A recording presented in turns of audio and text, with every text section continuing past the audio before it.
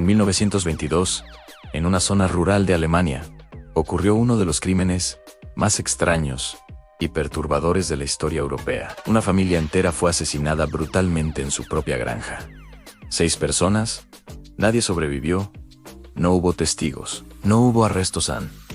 Pero lo más inquietante no fue el crimen, fue lo que ocurrió antes y después de los asesinatos. Huellas extrañas en la nieve que llegaban hasta la casa, pero nunca regresaban. Ruidos en el ático en un periódico que apareció dentro de la casa, aunque nadie en la familia lo había comprado. Y después de la masacre, alguien siguió viviendo en la granja durante días. Alimentó a los animales, encendió la estufa, comió la comida de la familia, como si el asesino nunca se hubiera ido. Este es el caso de Hinterkaifeck, un misterio de más de 100 años, que sigue sin resolverse. Hinterkaifeck no era realmente un pueblo, era solo una pequeña granja aislada, ubicada entre bosques y campos, cerca del pueblo de Bern, en Baviera. Allí vivía la familia Gruber Gabriel. Los miembros de la casa eran Andreas Gruber, el patriarca, su esposa Celia, su hija, viuda Victoria Gabriel, los 2 hijos de Victoria, Celia de 7 años, y Joseph, de apenas 2 menos, y una nueva empleada doméstica, llamada Maria Baumgartner. Era una vida rural típica. Trabajaban la tierra, cuidaban animales. Vivían alejados de todo, pero semanas antes de la tragedia, algo extraño comenzó a ocurrir. Todo empezó con unas huellas en la nieve. Un día, Andreas Gruber notó algo raro cerca de su granja. Había pisadas que venían desde el bosque hacia la casa, pero cuando siguió el rastro, descubrió algo inquietante. Las huellas no regresaban al bosque. Era como si alguien hubiera llegado y nunca se hubiera ido. Gruber buscó alrededor de la propiedad. No encontró a nadie. Pero no fue el único incidente. En días después, escucharon pasos en el ático, como si alguien caminara sobre el techo de madera. Cuando Andrea subió a revisar, no encontró a nadie. Los sucesos extraños continuaron. Un día apareció un periódico en la casa, pero nadie de la familia lo había comprado. También desaparecieron unas llaves.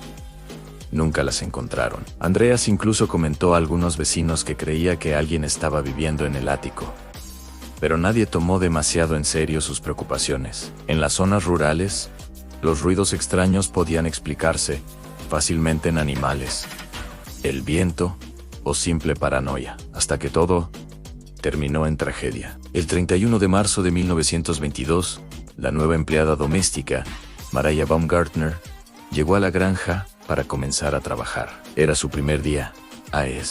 Mismo día, la familia desapareció, pero nadie lo supo de inmediato. La granja estaba aislada. Pasaron varios días sin que nadie sospechara. Los vecinos solo comenzaron a preocuparse cuando la pequeña Celia no fue a la escuela. Nadie recogió el correo. Nadie apareció en la iglesia. Entonces, decidieron investigar. El 4 de abril, algunos vecinos entraron a la granja. Primero encontraron algo extraño. Los animales estaban alimentados. La casa no parecía abandonada, pero cuando entraron al granero, descubrieron una escena horrible. 4 cuerpos estaban apilados en el suelo con Andreas Gruber, su esposa, Victoria, y la pequeña Celia. Todos habían sido asesinados brutalmente. Golpes en la cabeza, probablemente con un pico agrícola llamado mattock. Pero eso no era todo. Cuando los vecinos siguieron buscando, encontraron otros 2 cuerpos dentro de la casa. La empleada, Maria, en su cama, y el pequeño Sef en su cuna. Toda la familia había sido exterminada. Cuando la policía investigó la escena, descubrió algo que volvió el caso aún más perturbador. Los cuerpos no habían sido encontrados inmediatamente. Habían pasado varios días desde los asesinatos. Pero durante ese tiempo, alguien siguió viviendo en la granja. Los animales habían sido alimentados. La chimenea había sido utilizada. Incluso, se había consumido comida. Eso significaba una cosa. El asesino se quedó en la casa, después de cometer los crímenes, durante días, caminando entre los cadáveres. La policía interrogó a los vecinos. Pronto comenzaron a surgir rumores sobre la familia. Andreas Gruber tenía mala reputación en el pueblo. Años antes, había sido acusado de incesto con su propia hija, Victoria. Había pasado tiempo en prisión por ello. Muchos en el pueblo creían que el pequeño Joseph era en realidad hijo de Andreas. Ese escándalo generó resentimientos, pero no explicaba una masacre tan brutal. Entonces, surgieron varios sospechosos. Uno de los principales sospechosos fue Carl Gabriel, el esposo de Victoria. Supuestamente había muerto en la Primera Guerra Mundial, pero algunos vecinos afirmaban que no estaban completamente seguros de su muerte. Se rumoraba que podía haber regresado y descubierto el escándalo familiar, pero nunca se encontró evidencia sólida de que Carl estuviera vivo. El rumor quedó como una teoría. Otro sospechoso fue un vecino llamado Lorenz Schlittenbauer. Tenía una relación cercana con Victoria. Algunos creían que era el padre del pequeño Joseph.